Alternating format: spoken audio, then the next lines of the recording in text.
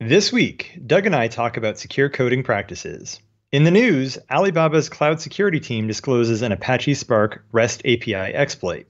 Comcast security flaws exposed, partial addresses, and social security numbers for 26 million customers. And how Facebook's plan to partner with banks raises privacy concerns. Stay tuned for all that and more on this episode of Application Security Weekly.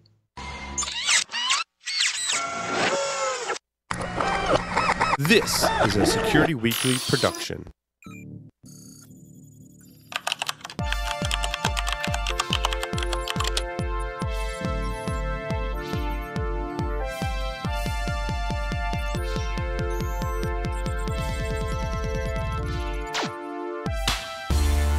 Layered Insight is the industry's first embedded security approach for containers. Trusted by Global 1000 enterprises to secure their containerized applications, it's the only solution that requires no root privileges, has zero dependency on the underlying infrastructure, and is fully portable across any container environment. Unify DevOps and SecOps, enabling the rapid development of containerized applications without worrying about security. To learn more, please visit layeredinsight.com/ASW.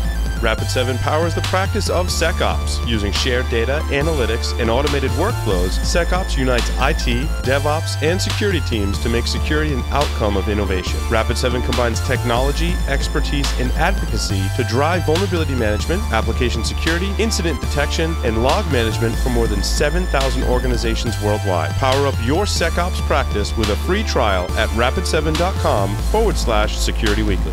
Hard-coded credentials can be trouble, but not as much trouble as a vulnerable DevOps environment. If you want protection without the hassle of security slowing you down, CyberArk, the #1 provider in privilege access security, has the solution for you. With CyberArk Conjur, developers can easily secure secrets across any DevOps toolchain or platform, whether your application runs in the cloud or on-premises. Eliminate the headaches of managing secrets and try Conjur open source for free with no strings attached. Visit conjur.org/ASW to get started today.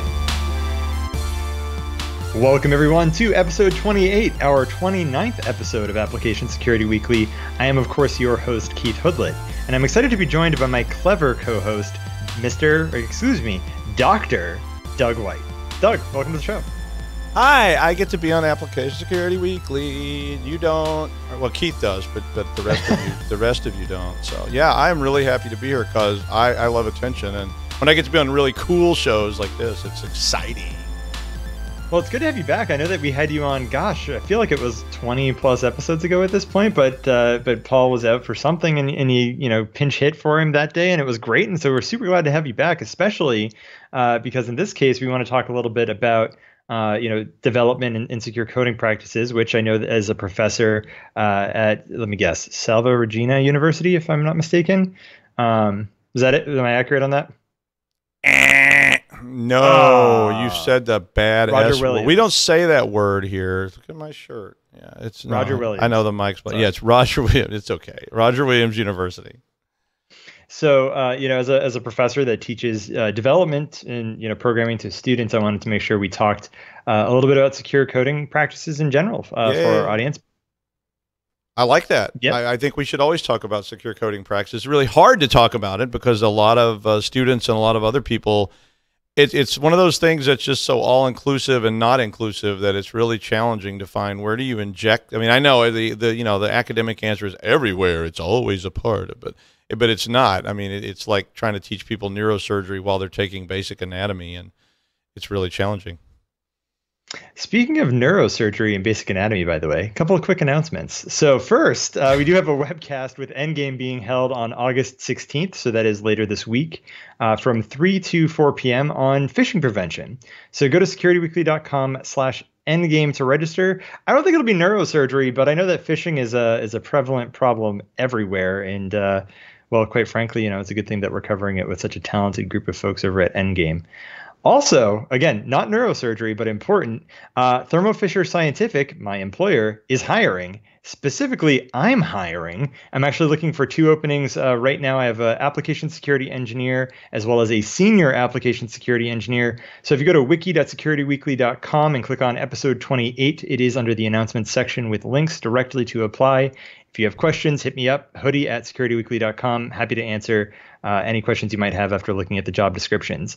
So with that, secure coding. I feel like, just before the show, Doug, we were talking and you made up, you didn't make up rather, but you brought up several good points, which is it's a little bit like, trying to tell your students how to build a bridge when they don't necessarily know all of the physics that go into building a bridge. And so development and secure coding practices, what are some of the problems that you see, at least, especially with some of the students that you're teaching C++ and Python to, is it the early students? Are you getting them as freshmen or sophomores?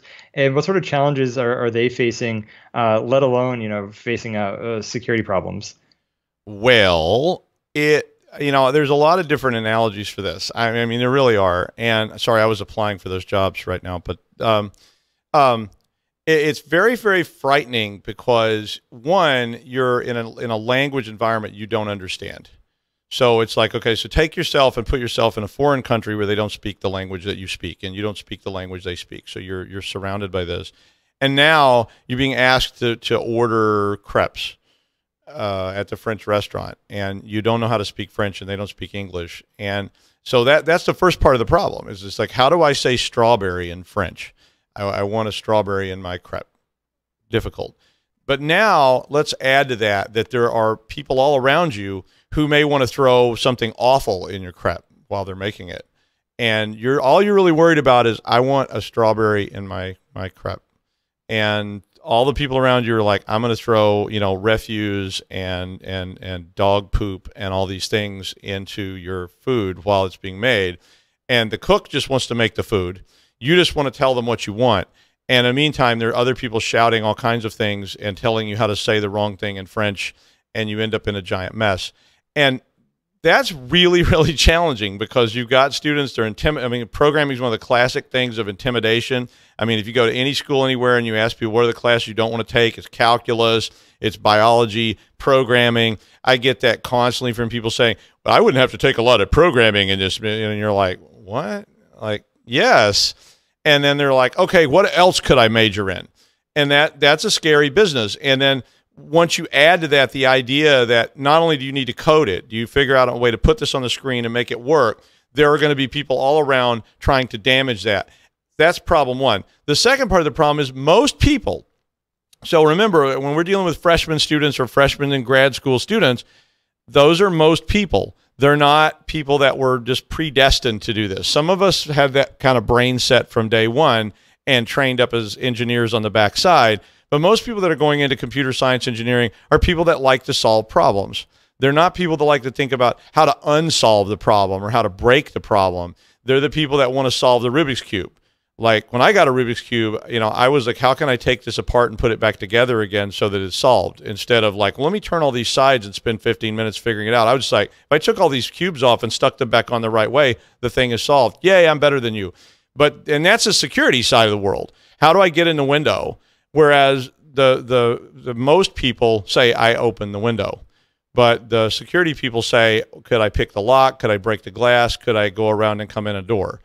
And all of a sudden, it's a much more complex problem for freshman programming students who are already scared to death of that first programming class because they've heard all these horror stories. They don't know what they're going to do. And they're like, oh, no, I'm going to be dealing with a language I don't understand. And people are going to be trying to hurt me at the same time. So all that comes together to create this really, really scary problem of how do you teach people secure coding rather than just coding. Absolutely. Right? And to that end, it's interesting because I remember when I was taking classes a few years ago in computer science, and it's funny that you mentioned there were people that were quote unquote, destined to do this. My degree's in psychology, right? Like yep. I just happened to love writing code and taught myself a lot of these things in my free time, and ultimately did go back and take classes for a couple of years at university. And what you point out was absolutely true. There was almost a point where you'd anticipate a cutoff, right? Whether it was freshman year or whether it was first semester of sophomore year, there was always one or two classes that were really almost built to weed out those students that really wanted to actually write code versus those that just kind of had a little bit of an interest in it. I taught that class. So right, I don't know if that's done on purpose or if that's done to make sure that those that pursue the craft further really do have the passion that they need to. Well, build software. yeah. So let me tell you about that. So as a psych person, you'll get it. So to me, in the world, I've met people who are great programmers who came from all different strata. So, and the best programmers I ever encountered came from weird backgrounds because they thought outside the framework. They didn't always solve it the same way every time, because there are accounting type programmers. Sorry, accountants. There are accounting type programmers who fit really well into this corporate DevOps model of box 1, check, box 2, check, box 3, check. And they're very effective. But the problem is, if you get a person from a music background or a person from a psych background or just something totally different, like I used to empty the trash, now I'm coding the hell out of it. Those people do new and interesting and innovative things, which is really, really cool. The problem is, once again, you come back to this issue of how do we get through the DevOps?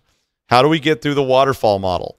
And as you get into more mature situations, what happens is those DevOps steps become these ironclad boxes that the real objective is no longer quality code. The real objective is getting that box signed off, because I've been stuck in those things many times. And I don't care about anything except getting that box checked. And if that box says X, Y, and Z, you do X, Y, and Z, and you check the box. Now, you really need to be thinking about Z prime and Q and that squiggly thing down there that's not even a letter. But you don't want to think about those, because if you introduce those into that part of the DevOps, you are doomed forever to being stuck in the DevOps loop. Because when you take that back to the person who signs it, they go, you did X, Y, and Z, and there's a squiggly thing here. No. You have to go back to step 1 to get the squiggly thing back into the model. And when you get into those modes, you have a lot of problems. So it's very difficult to say who gets sorted into and who gets sorted out. I'm a big fan of just bring them all in. I was always in the model of everybody in, not many out. And that meant that's the weed out thing you're talking about. I love the idea, get a room with 1,000 people in it and 30 of them become programmers. I think that's a good model.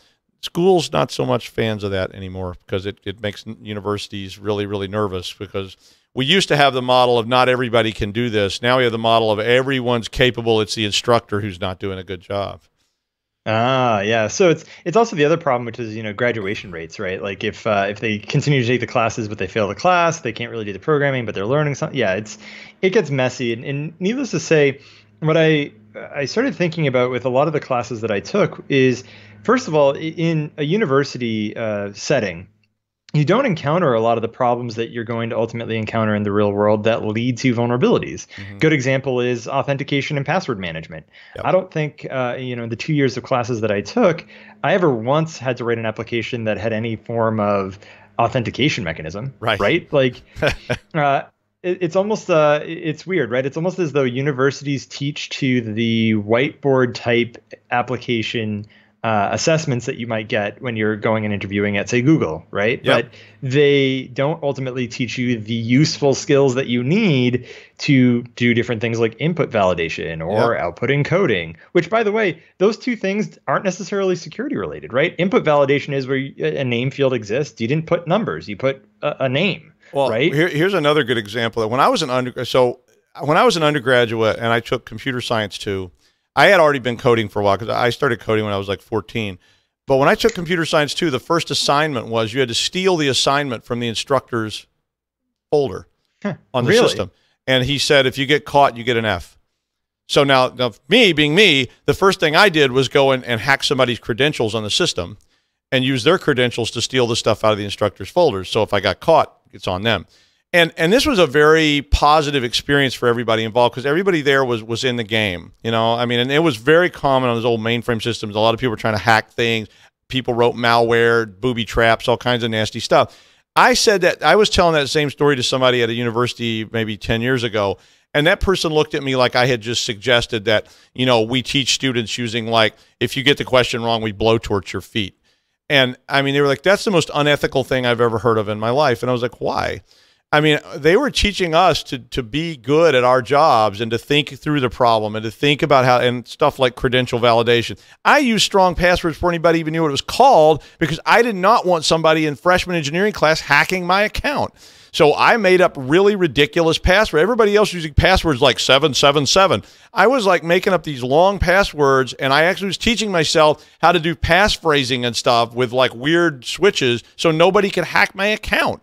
And that was just stuff, and this was in the 80s. So people weren't really thinking like that, but they need to be. And today it's really tough. And you get the combination of what you were saying about retention funding, which means that states come in and go, everybody graduates. A lot of states have made that horrible mistake. They started saying, we're going to cut your funding if you don't graduate 100% of the students. That's a big mistake. That was not a university idea from way back when. That combined with this whole sort of, we can't teach people that. That would be bad. And all that starts getting right back into secure coding. It's like, how do you teach people pen testing? First time I ever taught pen testing, I was in a newspaper because people were going, professors teaching hacking, needs to be fired. How outrageous. And it's like, we're just teaching people skills they need to know. And they're like, this is outrage, like teaching police officers to break into cars. I'm like, yeah, they do that actually. So the police, that's actually something they do on a regular exactly. basis. But I mean, I got all this pushback from like administration and faculty and all these people because it just turns into this giant miasma the minute security gets involved in it. And it's tough to teach because the minute you start, being the kind of DEF CON-y kind of, hey, hack this, all of a sudden you got students complaining because it's hard. And students complain to their parents and say, oh, that professor's making me break into something. And you're going to be getting a call from the university administration about a week later going, why are you teaching students to break into things? This is a threat to our entire environment and way of life. It must be stopped right now. Go back to the waterfall model. You know what's hilarious is there are some schools, though, like on the flip side of it, right? So I always think back to like Carnegie Mellon University, Rochester Institute of Technology. There are probably a number of others that I'm not even thinking of right now, but those are the two that come to mind, that they specialize in teaching exploit development and, security in different formats. So well, that's maturing now. So you're seeing that come around because people in the university realize we're a university. We're supposed to teach people. We're supposed to train them to think. We're supposed to train them to be better, not just give them a checklist and say, here, do these 5 steps and your code will be done and all will be well.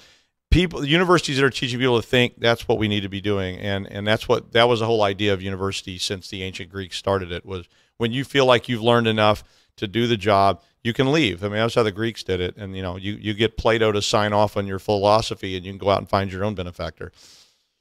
Right. So what is interesting about this entire conversation as well, especially because OWASP provides both the secure coding practices and a secure coding cheat sheet, which we've linked to in the show notes for any of our listeners on the development side, or heck, even on the application security side that want to make sure that their developers are following those things. One of the things that you find a lot of people discuss, and in fact, I think Wendy Nather and a few other folks were discussing it on Twitter just last week during Hacker Summer Camp, which is we need a how do they put it? Like a code of like a building code of standards or building standards type code for the way that development works. And I think that the short-sighted idea is, sure, that sounds wonderful, except that anyone can go and learn to code because all of that is readily available on the internet. And by the way, those things called boot camps are never going to teach you to follow like the building standards model of writing code, right? It's just here's writing some code. So circling back on secure coding practices, it's interesting because it's almost a situation where you have to know the language well enough to actually then start encountering the problems that I think secure coding involves, such as, database security or system configuration, or even just data protection, right? Which is such a huge deal these days with GDPR. But the other side of it is, even for someone, like myself, where I know Java, C, C++, Bash, Python, a bit of JavaScript, I'm learning JavaScript in a bit more depth now, and I'm thinking to myself, there's a lot of things in JavaScript that I didn't know, and it just still seems weird to me as as someone that writes code. And then I haven't even started to touch on any of the security practices, right? So you have that other problem, which is things change so fast in the programming language, world, whether it's JavaScript, whether it's, Java-based or, JavaScript-based frameworks like React or Angular or even Vue.js, for example. They just change so fast that it's almost as though when you're teaching students about secure coding, you don't teach the exact practice of secure coding, you teach the idea, right? So input validation is what should be coming in here, like whitelist the set of characters that should be entering into this field that you are willing to accept.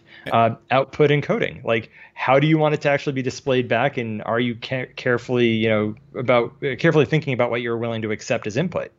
And then remember, on every one of those steps too, there's not just the engineering solution. You know, it's like the error trapping is part of engineering. It's like, well, I want a truck to go across the bridge. The bridge has to hold that much weight. So that's error trapping. But now start injecting things into it that nobody thought about. And one thing I've been talking about a lot to students is what I call distributed problems. And we see more now the use of pre-built components. So this is this is an API problem. So take something like Scratch, which is a teaching language that's object-oriented or whatever. Great tool to teach people how object-oriented programming works. The problem is a lot of the objects you're using were built by someone else. And we see that problem becoming more pronounced as we add cloud-based features where we can pull things in on the fly. We see pre-built engines like the Unreal Engine or some of those kind of things for gaming. And you say, I just want my game to work. I'm going to pull these characters in and this, and then mod it. So now it's not, we're getting even more distributed. So now it's not, so I'm going to use this. I'm going to take these pieces I got over here. So I'm going to go over here and I'm going to grab these pieces off GitHub. I'm going to go grab these pieces out of this mod library I found and put those into my product as well. They're cool things. And then I noticed this first. I was fooling with this game called SimCity once that somebody sent me, and it was a really famous game. And it was really famous not just because it was a famous game, but it was famous because it was the first time I saw a game. I used to teach game programming a long time ago. It was the first game I saw where they invited the end users, the pathetic loser end users that you were working for out there in the world. Sorry, end users, but you know, the coders were allowing these people to actually inject things into this game. And they not only, they were encouraging it. And the game turned into this giant miasma of weirdness. You know, so it's like all this stuff. And it had every level of quality from like end user, you know, developed, doesn't work, weird, caused the screen to flicker, to like these really sophisticated things that some 12-year-old kid put together in Hong Kong. And people were just slapping these things into their game and their system, and they didn't even think about it. And I'm like, wow, what could that cause? I mean, is that game, I mean, I started looking at how is that game running on my system? Is it running as root? Yeah. Could you put a building mod in there that actually affects my system? And yeah. And I got really scared of that stuff. And we see that now in commercial development because people are starting to use that distributed modded world. And they say, here's a way to build an input module. It's already built. I'm just going to pull it in and use it. And maybe somebody then mods that in the back office, you know, later, or GitHub, somebody, you know, puts a new build in there and you don't even know it because all your builds are being updated without your knowledge. It's scary. The funny thing is what you're describing is exactly the problem that we face with the world of JavaScript today with node modules. So Node Package Manager, you know, pulls down all these different node modules and does exactly what you were describing. And the problem here is, first of all, most of the node modules that you pull down have dependencies on dependencies. And secondly, some of the modules that you're pulling down are built into the JavaScript language that you just don't know about because it's just easier to type npm install -- save whatever, as opposed to like taking the 5 seconds to look at the JavaScript documentation and say, oh yeah, based on the way that the API works, like this is, you know, what I can call and then I'm done. And so, yeah, more and more, I think that what we're finding is it's no longer the craft of software development or software engineering. It's the ability to, you know, like Lego blocks, put things together in a formation that's required of you by your Scrum Master or your Jira ticket that you've been assigned or what have you. And I have a name for this. I have a name for it. I call it gentuemia. So you have contracted gentuemia. And I'll tell you how I got it. We all know Gentoo. We all love Gentoo. But when Gentoo first came out, a friend of mine challenged me to get Gentoo running on his machine. And so I said, challenge accepted. What I learned by working with these like Linux and Gentoo type systems was Gentoo used to come and it had almost no drivers. It had almost no anything with it.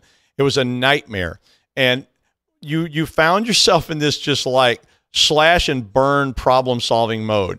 You no longer think about anything other than, I will make this work. I will make this work. The video driver will work. It will. No, it will. I swear, it will work. It will work. And all of a sudden, you're just downloading all kinds of stuff and building it and downloading it and building it and downloading and building it. And you don't even know after a little while. Like, at first, you take notes. You're writing them down. And you're going, added build 10579 of this driver.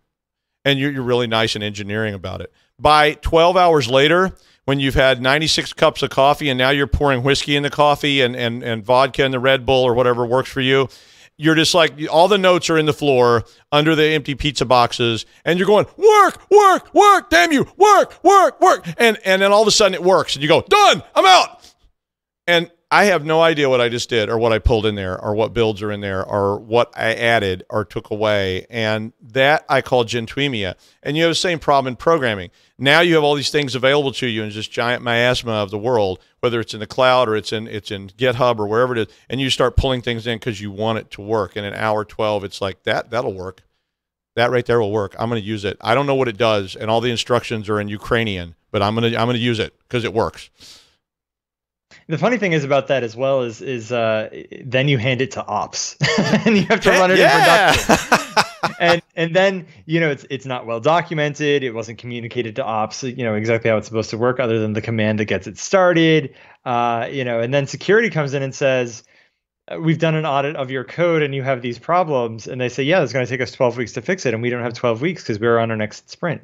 and you're sort of sitting there adding all these things that a lot of people don't have, like security and ops. A lot of people are just like, done, build, it runs. Okay, release it. And, you know, security is the same guy. So security's like, I don't know how all my notes are, but I don't have time. And I've been awake for 36 hours. But security, yeah, it's okay. We got it. It'll be fine. And, you know, right. I mean, really, the small to medium enterprise, you see that all the time where either they don't even have it or they don't even have a DevOps model. All they have is a coding team who have been up for 4 straight days trying to get this to work because marketing promised we would have a release on Friday. And, you know, there's 8 million people waiting on the release, and everybody's going, is it done? Is it done? Is it done? And you're going, it's done. And they're like, did you check the security? Yeah, I did, I guess. I hope. Or like it gets the security and it's security. Why are you holding us up? Why are you keeping this from going to production? And it's like, why didn't you give this to me 2 weeks ago? Absolutely. and you're absolutely right. I've been in that very same situation with clients where you're sitting there and you're being the security as a consultant and saying, this is not, I have no idea what you did here. There are calls going every which way on the earth. I don't know what these libraries are. Where did they come from? How did you validate them? Who wrote them? And they're going, marketing is calling down there, and the VP of marketing is going, Doug, come on now. Why are you holding us up? And yeah, my answer is, well, I needed this about 6 months ago, and I could evaluate it, and it's not going to happen tonight. And they're like, oh, override. Yeah, I'll sign off on it. I just get the marketing VP to sign it. Then you can say, I was never there. I don't know. It happened after I fell asleep. You know, it's funny because under the general coding practices, under the OWASP Secure Coding Practices list, one of their checkboxes says specifically, use tested and approved managed code rather than creating new unmanaged code for common tasks, right? So here's a situation where it's like, cool, maybe if your security person had an idea as to what you were trying to develop, it can go out and like pre-approve these things. You would be facing a lot less problems when it comes back to, okay, now it's got to go through security review. Well, it's using 12 of the 14 libraries that you've approved. You only have to look at 2 libraries, and it's really easy comparatively. So it's, you know, it's funny. We've been mentioning DevOps a little bit throughout this conversation. And one of the funny things that DevOps really is it's a process more than anything, but it's at the heart of it, it's communication. It teaches people that, hey, guess what? If you communicate often and early enough, you can actually solve all your problems. If Dev actually talks to Ops and says, by the way, this is how we're building it, this is on our roadmap, and this is when we're releasing it by, and this is the infrastructure it needs to live on. And Ops knows that, they can go and build it. If security knows these are the libraries that you're using or that you want to use, we can go find the right things to get the job done. Maybe it's not the exact library you thought of. As just, a good general practice is communicate. It's not even code anymore. It's talk to the people on the other sides of the fence or fences, and break down those walls. And hope you can even speak the same language. I mean, I had a client not too long ago who was asking me about why can we not get anybody for this job. There was a security ops review. And, you look at what that person needs to know, and there's a huge list here on OWASP of all these items. And just that is years and years of experience to be able to understand database. What kind of database? Is it Oracle? Is it something else? Understanding error handling, crypto, all these things. And then I was like, well, what are you paying? And the company's like, oh, we're paying up to $45,000 depending on the level of experience. You Yeah, know, and I right. was like, well, I heard there's some people looking for a move up from like maintenance who, you know, that guy that changes the light bulbs was looking for a job, and maybe you can get them. And they're not getting anybody because they wouldn't pay, but they've got a job description that sounds like you almost need to be like, you know, 30 years of experience with all these different systems. And you know, it's really challenging for that security ops person to even be able to ask the right questions. First time I ever saw a security ops person at all was as a result of an audit. I went and talked to a person, his background was in accounting. No offense again, accountants. He was a really good accountant. He was a really good auditor. Didn't know a thing about systems, but he'd been tasked with being the security ops person. He didn't even know what a database really was. He knew, I mean, you know, he knew the idea of a database, but he had no idea how it worked. He didn't know the names of any big ones, and he's supposed to somehow evaluate, do these punches into the database, are these things valid? Are they going to cause problems? Are they holes? And he didn't know what to ask. You know, that was why he had me. He's like, you need to tell me what, you know, I was writing questions for him while he was doing his meetings, because it's like you know, I'm like, what, you know, what database is it? Because he didn't know. And then they're like, it's Oracle. And I'm like, okay, so, you know, how have you secured that? Or have you followed all these criteria? And it's nuts. And so, I mean, just to circle back on it in a whole kind of maybe lessons learned from today's, first segment of the podcast is if you're a developer and you want to get into security, there are a lot of people out there, myself included, who are happy to, point you in the right direction. Yeah. And it's going to make you incredibly valuable. Likewise, if you're a Yes. security professional and you want to go learn how to code, you are going to 10x your value inside of your organization, and probably not 10x your salary, but you're certainly going to be able to make more as a result of it than just being a security person that doesn't know Absolutely. anything about, databases or input validation, right? If you know those things, you are already more valuable than many of your peers in the industry Well, at that even point. if you're just like what do they call it in DevOps, like a T? There's like three different kinds of people. So there's like Yeah, I's and there's T's, those that and are slightly like it's they have a little bit of visibility across, and then they have a very deep they set have of knowledge in one specific deep areas. dive. So that's a Yeah. T, is somebody that's got a broad background, but they got one deep dive expertise. Just become that person, and you'll really make out a lot of money on that. I mean, if you can become the last one, which I can't remember what the one An is, E. I it's think it's an EU, which is it's you have like three levels of expertise, but yeah. one's like really deep, one's slightly moderate, and one's I mean, up at that the the top. one on the right side of that grid, whatever it is like, that's the, you know, I've got multiple levels of expertise and a lot of broad background. That's your people that have been in this field for a long time. But if you can just be a T, you're going to really be impressive. So be a T at least. All right. So with that, remember, be a T. Be a We are T. going to take a short break and come back for the news.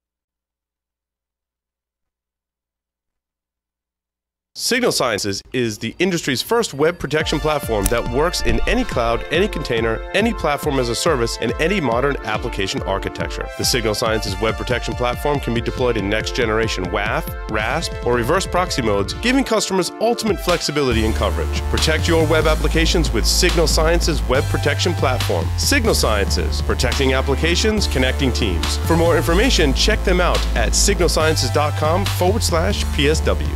Today's determined attackers easily bypass even the most advanced network defenses. Trying to ramp up staff to detect their backdoors can cost thousands of dollars and take months, even years. With Active Countermeasures AI Hunter, we enable junior analysts to detect even the most advanced backdoors in a matter of hours. Sign up for a demo and purchase our product today by visiting activecountermeasures.com/ASW. Active Countermeasures. Make every analyst a hunter. Welcome back, everyone, to Application Security Weekly. This is the news for the week of August 12th, 2018. And man, do we have a doozy. So late-breaking news as of last night, I actually saw it from, I think it was Bob Rudis of Rapid7 posted something about Alibaba finding a vulnerability in Spark. So I took a look, and yeah, as of about a month ago, Alibaba Cloud Security Team found a remote code execution vulnerability exploitable via the Spark REST API. Wow, like totally bad. Let me ask, Doug, how familiar are you with Spark in general? I mean, I know what it is. I've never really worked with it. I mean, it's just a back-end server, that's processing jobs. So, I mean, it's basically, I'm familiar with that kind of development stuff. So I wouldn't claim to be a Spark expert, but yeah, I know what it is, and I know that it's widely used. So it's definitely a target. I mean, for me, I am certainly not an expert in Spark either. It looks like it's, used in similar ways to Hadoop, for example. So yes. Large data sets, quick processing of that data, yep. Used for probably machine learning, et cetera. But ultimately what they found was, using Apache Spark, you could actually go ahead and connect to the web UI service, giving a REST API post request through port 6066. And in the article we linked under story number 1 for bugs, breaches, and more, it goes through the entire details of the exploit and how that all works. Now, given that currently there are 5,000 Spark servers with port 8080 exposed to the internet per this article, and they're pretty powerful servers, this is really, really bad. So if you're a listener, especially if you're a live listener of the show and you've got Apache Spark somewhere in your environment, stop listening, go deal with that. Close those that's going ports to be a problem today, yeah.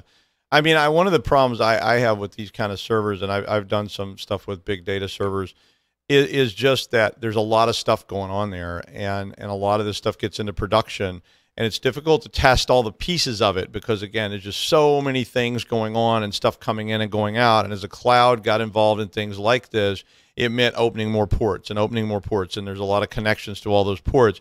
So when somebody's looking through that kind of thing or just even trying to manage it, and again, one of the things I always talk about is lack of staff or whatever. You've got one person who's trying to solve this set of problems, one person trying to that set of problems, and there's nobody left to look at these, very basic problems, and you end up with ports open that shouldn't be open or whatever. But I mean, some of that just comes back to basic security hygiene. I mean, if you had those ports closed, then you wouldn't have this problem in the first place. But maybe they're not. Well, and the other side of it is, right, like Apache is developed, and Spark is developed fairly well from a framework perspective. Nobody stopped to test the REST API for this kind of security flaw. Like, it's really? It's complacency. Everybody thinks somebody else did it. So it's like you get in your car to drive it and you just assume that the starter switch is legit because it's always been there and there's always been one and nobody worries about it too much. And you figure, oh, well, somebody must have, found all the problems here. And then somebody figures out another way to come in the window. Yeah, and in this case, they sure did. So yep. It looks like, what happened here was Alibaba's security team did some internal research and then managed to protect themselves against these vulnerabilities. And in fact, in the article, it does go through suggested remediations, such as simple things like restricting access to ports 8088, 8081, 7707, and 6066. Yep. Simple solution, right? When I see that in remediation, it drives me crazy too. I mean, when I see a remediation that's something really sophisticated, I go, okay, well, that's tough. But when you see remediation to say, just close these ports, I'm like, really? Again, we Right. got to tell you that. We got to tell you to close these ports and not let anybody come in. And you know, people are like, oh, we closed everything up to 1,024. I'm like, yeah, there's another 65,000 ports on top of that you aren't looking at. So Right. maybe close some of those unless you really, really need them, and then monitor the real weird ones that you need. Yeah, it's one of those situations where, especially for this, right? Like, it's a situation of, this is a simple configuration thing, right? You set it up inside of your internal environment, and why does it need to talk over those ports externally? And if it does, can't we just do it over a VPN so it can stay internally truly? Yeah. I don't know, other than to say, like, it's sad that that's the remediation, but also I get the feeling that with this kind of quality of bug, what will quickly happen is people will start looking at Spark a lot more closely over the next several months, probably because they're going to start thinking, okay, hey, we just finished with, besides Las Vegas Black Hat DEF CON, there's ShmooCon in January, and then there's, next year's conferences again. Now is hunting season for the next big exploit chain and all that other good stuff. Well, here you go. I mean, like, this is a simple one. But I do call these evolutionary problems as well, because a lot of times what happens to people is their companies grow, and they grow from being small to medium to even big very quickly, and your teams don't necessarily grow at the same pace. So all of a sudden you've got someone responsible for this stuff. We need a solution. We need it now. I've seen this with Oracle, and no offense, Oracle. It was just because Oracle is so voluminous to install. But I saw this in a company, it's a pretty big company. They're putting Oracle in all over the place, and no one was addressing the security issues of Oracle, because all they really knew about was the security issues, what they had. And they were just trying to get Oracle in production. And it wasn't any fault of Oracle. It wasn't any fault of anyone. It was just an evolutionary problem that we went from a small scale operation to a very large operation. Nobody had a chance to really look at what are the implications of this and what things do we need to change because we've changed the way we do business. And then we get back to these just fix it. We got to go online in 3 hours, fix it. And it's like the easiest thing to do was open 1,000 ports because they didn't know what port it was and nobody had time to look it up. We'll fix it later. We'll do a full check next week. And then next week something else happens and nobody ever does a full check, and you got 1,000 ports open. Right. It's nobody ever does the follow-up or the post-mortem and says, oh, by the way, did we check those things? Because we sure have a ticket that's open. And by the way, why is it in the backlog still? And like all those other problems that come about. But it's interesting to me as well, because, again, this is a situation where I'm probably, I'm hopeful anyway, that in the documentation somewhere for setting this thing up, that it says, okay, by the way, make sure you restrict these ports on your, publicly facing, internet-facing devices from where that you're going to run Spark off of. I'm willing to bet that if they even had it in the documentation, though, that most people probably didn't read it. And it could be a residual, too. I remember when people were switching away, and you have switched away, right? Everybody switched away from FTP. But I remember people used to run FTP, and FTP ran, it ran on port 20, ran on port 21, but it also ran on these high-level ports. And you could configure it to run on port 3,000 or 5,000 or whatever ports you wanted to use for the transfers. And people put stuff like that in their systems. Nobody ever documented it because it was put in 25 years ago when they got rid of FTP. You got rid of FTP, right? When you got rid of FTP, that stuff was still laying there open in a firewall, and nobody ever went in and deleted it, and they haven't bothered to check because there's some weird port up there. And then somebody does check, and they go, ooh, these are weird ports. I wonder what they do. And everybody's afraid of them, and then all of a sudden they're left open. So that is probably my number one, maybe my number two favorite bug in bug bounty hunting is open FTP to the internet and Telnet with anonymous login. It's probably my two favorite because they are easy to find in a scripted fashion. And most often for those older organizations, they are everywhere. And especially when you have anonymous, read-write access all over the place, depending on where it lives and what, permissions you're running as, not good. Especially if it's off of a web server. That's kind of the best worst scenario. World writable anonymous FTP coming soon. Yeah, I have seen that so many times, and a lot of you are sitting there watching the show going, "Oh, come on!" And then you go out and you find it. You go out and you scan somebody, and you go, "What are these things open?" And you go look at that old server that's still sitting downstairs, that's trusted by everyone, because it was in the network when they built it, so it must be okay. And nobody knows who owns it. That's the other problem. They're like, who do we actually go to ask that we can turn this thing off? And I've seen them where they're off-site. I've seen them where a server's been moved off-site, and the server's sitting somewhere else, and then that kind of gets phased out, but it's still sitting out there. We saw one once where the thing was trusted. It was running over a VPN. It was sitting on another site. They had canceled the contracts with that company. They were no longer dealing with them, but they were still connected to them. And that server was still actually doing updates onto their system automatically. It was all scripted. It was all cron jobs, and it's just sitting out there somewhere doing it. And we were seeing it when we did the audit, and we're like, what is this stuff? And they're like, I don't know. And nobody that worked there was actually there when that was actually used. It was so long ago. And we went and found this thing, and the people are like, oh, it is? Well, we should turn that off because we didn't know that either. And you're just seriously? People deprovisioning websites, but not deprovisioning the server that the website ran on. Another great example, right? You just call it by its IP address, and suddenly, things are still there that shouldn't be there. And yeah, that's a whole other world of problems. Speaking of things that shouldn't be there but are, Comcast had a breach or potential breach of up to 26 million customer records, including partial addresses and social security numbers. I mean, this seemed like it was kind of trivial to exploit based on the read up on it. What did you think of this, Doug? Well, I mean, basically, it's convenience versus security. Security's always about, the more security you have, the more inconvenient it is. And they were wanting end users to be able to sit there at home and put their credentials locally so they didn't have to continually connect, and that made it faster, and subsequently allowed a huge security flaw because people could get into those systems and pull down the credentials, and that allowed access. It's really frightening, but it's real common too.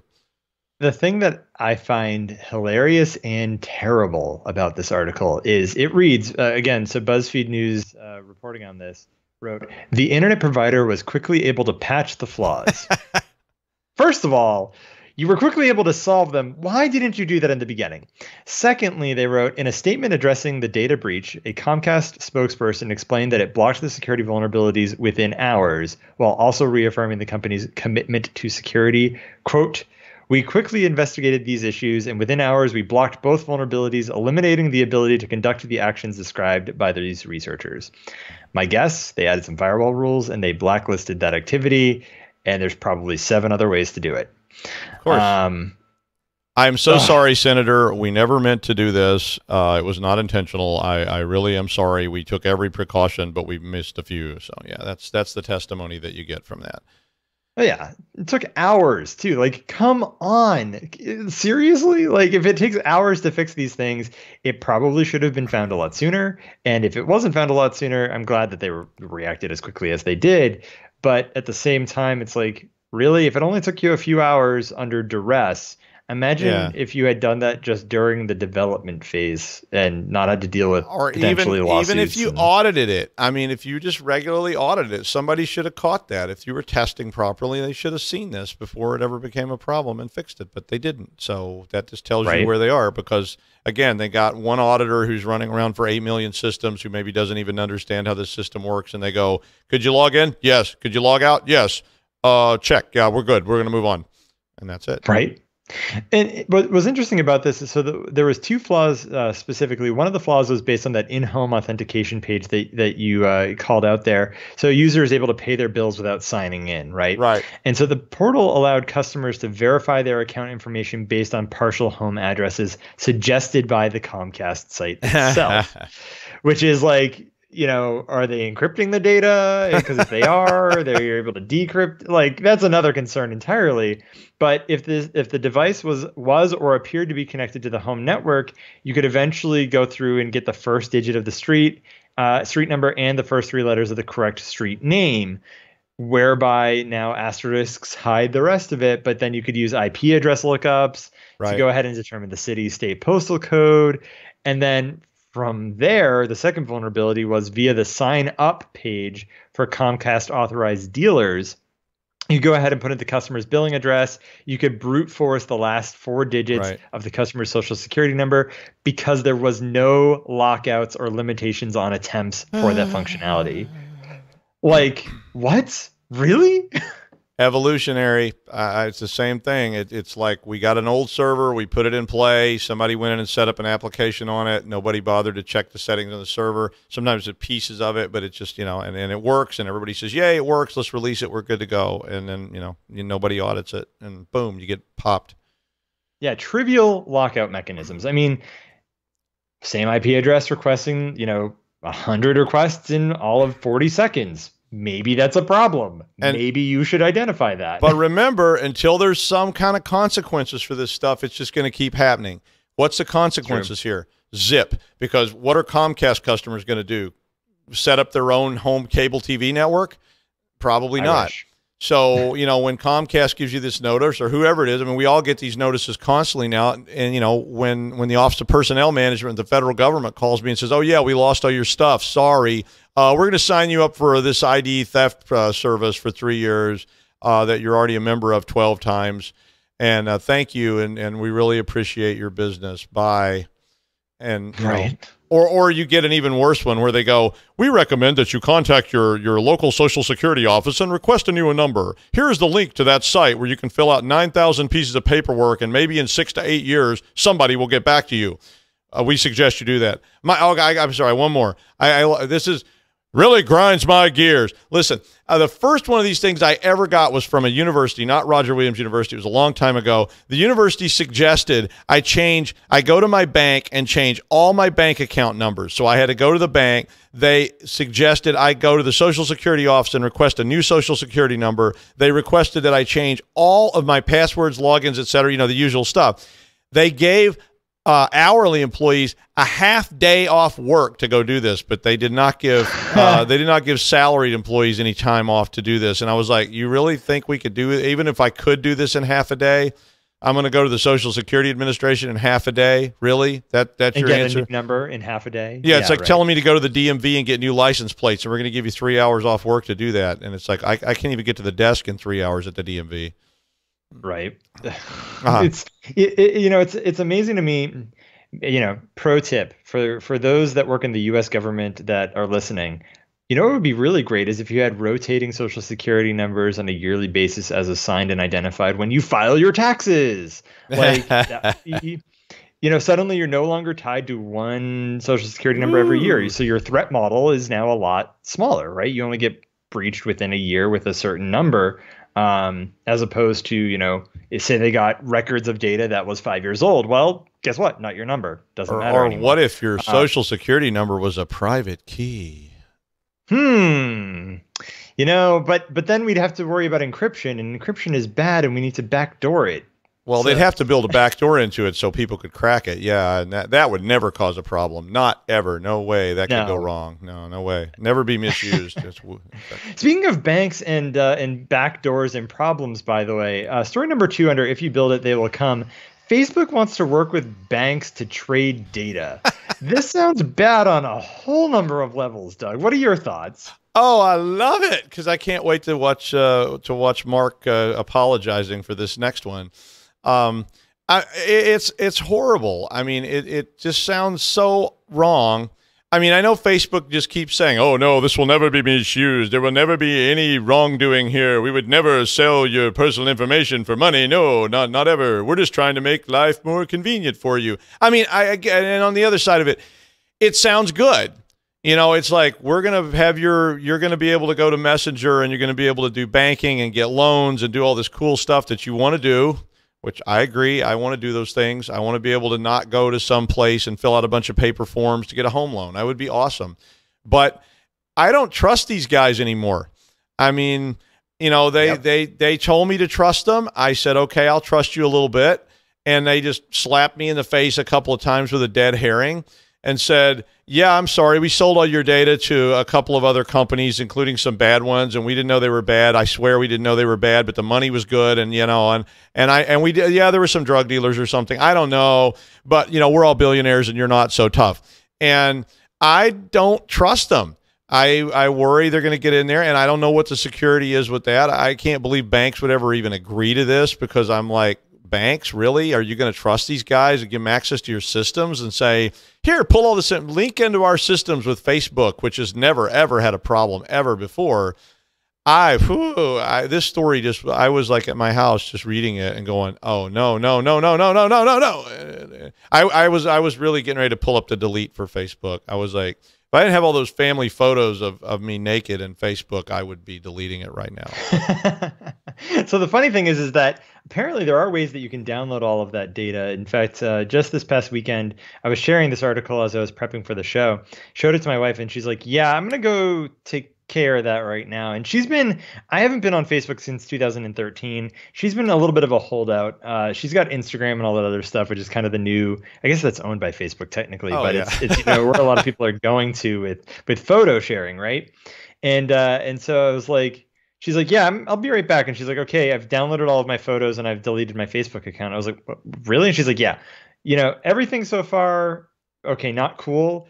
This in all in the same year, this coming out, it was her last straw. So they're trying to work with JP Morgan Chase, Wells Fargo, Citigroup, and US Bancorp today.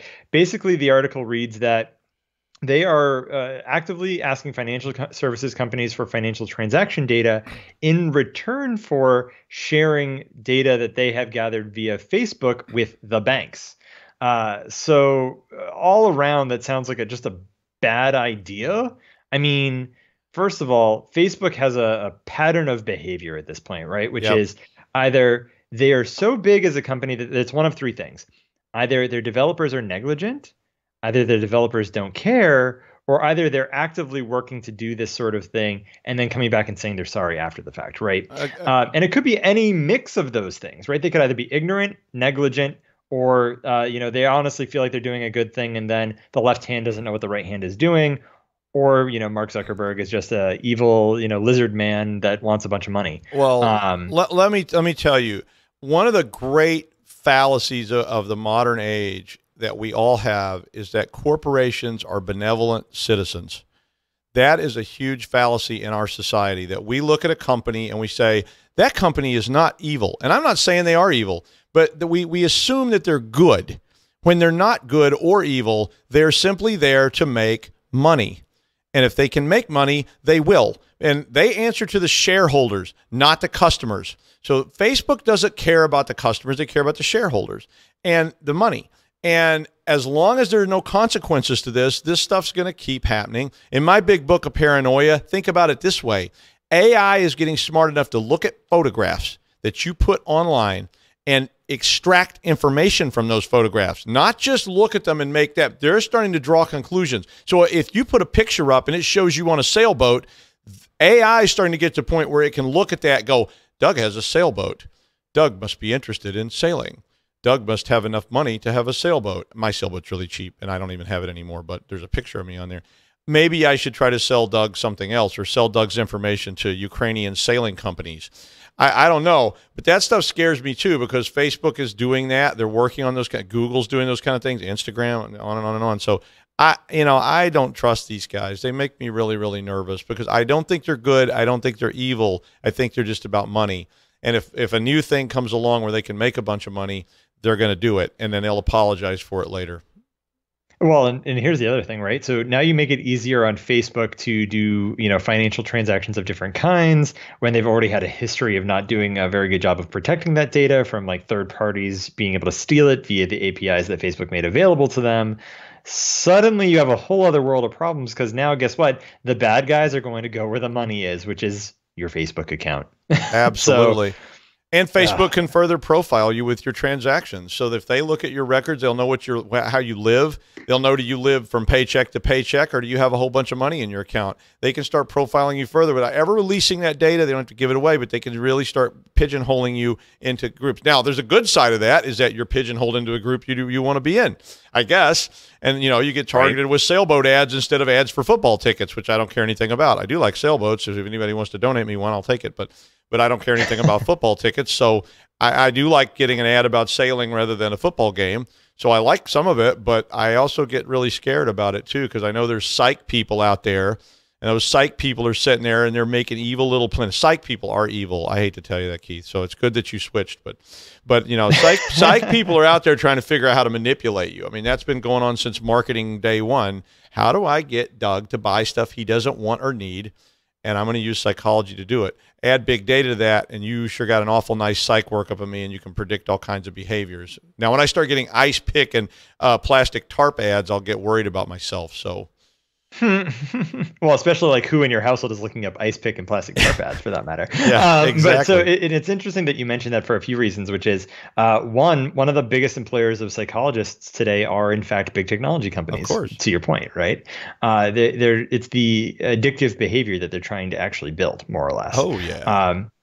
And then, of course, there have been other problems related to Facebook that we've mentioned, over the last several weeks on the show, which is issues that they've had with investigating third-party people grabbing data via their API, and all sorts of other problems related to big data. In fact, there was an article that I think James and I might have talked about it on one of the shows, where companies are now using metadata about you to determine your creditworthiness. Right. So, for example, if you use, and it might have been Paul instead, but if you use an iPhone versus an Android, Yep. or if you use an older iPhone versus a newer iPhone, right? Like all of those Right. things indicate your level of wealth, when you shop during the day or versus at night, on weekends, etc. Indicates, are you living paycheck to paycheck because you're buying everything on a Saturday morning, Yep. or are you shopping willy-nilly during the day for weeks on end, which says, your ability to kind of spend freely. So, And there's a transference problem in there too, because the other part of this problem, to me, the way I see it, is we don't know how APIs will evolve or what will start being sold. So all of a sudden, some site company develops this really cool API that you can use as a library to examine your customers. Okay, nothing wrong with that. And then, Facebook buys that API company.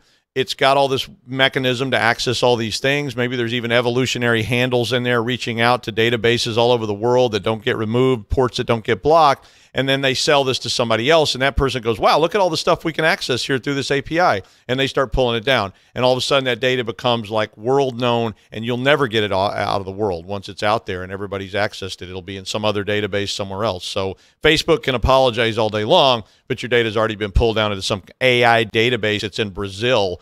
Good luck getting that thing back. Right. Speaking of, pushing code and having problems related to those sort of things, the UK Home Office, under Learning and Tools #1, released a repo security scanning tool to find things like keys, any sort of sensitive passwords, etc. And so there are other tools like this out there. There's one called GitRob. I think it's written in Go at this point, and a few others. But I thought to myself, the UK Home Office released a pretty cool and useful tool, which is, hey, by the way, you're pushing your security stuff or your passwords and your sensitive information to public APIs or to APIs in general. Maybe they're still, privately held inside of your organization. Absolutely. Cool. I mean, I've seen so much code in the past that contained, backdoors, all kinds of things that were built to the code, and it gets pushed onto GitHub, maybe as a development project, and it's put out there. Nobody knew it was in there. It could even just be commentary. This is a really nice tool to go out there and scan GitHub with it, see what you can find, because there may well be a root login embedded in some code somewhere, and it just never got pulled out, and all of a sudden it's like everybody's got it. That would be bad. Yeah, hard-coded passwords, man. They happen so often, especially API related, right? If it's an API key, APIs are, on off, right? Like you've got an API key, you can pretty much do everything with that API key that the API allows you to do. Yeah. I just wrote a script once to scan my servers to look for SQL passwords, because that was the standard way people coded stuff a long time ago. Was they just, you hard coded everything into your SQL queries. So you had the username and password right there, hard coded in the code, and anybody could see it that knew what that was. And we used that stupid security threat obscurity model, where, only you nerds can figure this stuff out. And now, any 12-year-old kid can scan for anything. And so, hey, you download this tool and you go, and then that code gets uploaded onto GitHub and Right. Well, or it ends up in the logistics or for the actual documentation for the thing that you are using or buying. I did want to highlight the other two. I'm not going to talk about them at length, but the other two learning and tools: bypassing content security policy using polyglot JPEGs by Gareth Hayes. That's a good one. That was a really good one. That is a really good article. As well as the practical web cache poisoning by James Kettle, which was actually done at Black Hat this year. So I imagine those will be, or at least James's will be available via video where he talks about that at Black Hat in 2018. But yeah, both of those cool little articles from Portswigger, so the makers of Burp Suite Pro.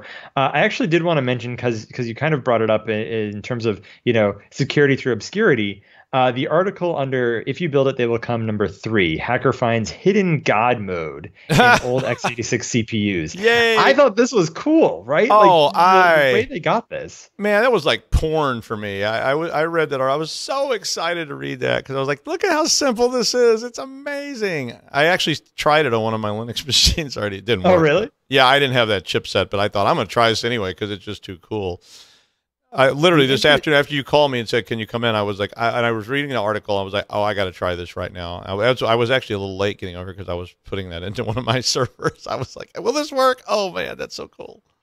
Well, so the interesting thing is the way that they went about finding this vulnerability is they went and looked back at patent filings for different chipsets. Mm-hmm. And based on the language inside of those patent filings, they would kind of check out a number of different filings to determine, like kind of this, it's basically like they said it without saying anything. So it's almost the absence of these specific bits of language inside of these patent filings led to effectively this researcher kind of walking around this space or this gap inside of these several different patent filings and more or less discovered by nature of deduction that this RISC chip was hidden inside of the Nehemia via C3 Nehemia chips made in 2003.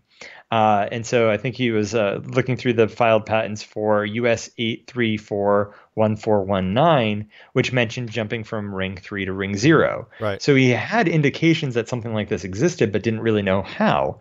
And this is truly what security research is, right? It's going through the documentation and realizing that there are things that are being discussed here that shouldn't exist. And I'll tell you, if there was ever anything on the earth that represents the API problem, the cloud API problem, that little article right there is it. I mean, it's like, here's a thing in another thing. This thing's not secure. That thing is secure. We don't even know what that thing does. It's just something that's on there. We've been ignoring it for 10 years, but it's still there. And somebody goes out and finds, look, I can go through this to get to that. I mean, it's amazing. I was really excited about that article. And I think that was also given as a talk last week as well out in Vegas. I don't know if it was Black Hat or if it was, DEF CON or B-Sides Las Vegas, but I look forward to going and checking out this specific video when it comes available. So that was security researcher Christopher Domas. So it actually was given at Black Hat. So definitely check that as well. I do want to leave our listeners in this case with probably one of the funnier commit strips that I've seen lately, which is Let There Be Lights. It's a play on artificial intelligence, automation, and of course a sysadmin who has some bug problems to deal with.